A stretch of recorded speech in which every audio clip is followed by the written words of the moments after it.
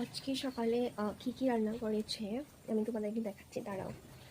তার মধ্যে হলো এখানে ডিম সিদ্ধ করা হয়েছে, আর এখানে ভাত, তারপর এটা হলো কালকের দুধ, এটা আর এটা হলো কি বলতো, এটা হলো ডাল, এখানে আছে পটল আলু, আর এটা করলা সিদ্ধ আর ডাল।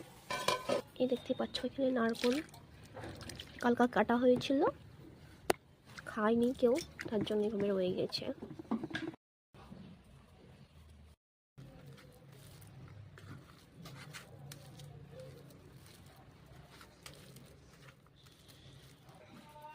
গাইস আমি খেয়ে নিব। এখানে দেখতে পাচ্ছ গরম গরম ভাত হচ্ছে, আলু সিদ্ধ আর ডিম, হাফ ডিম, আর আমরা করি মানুষ।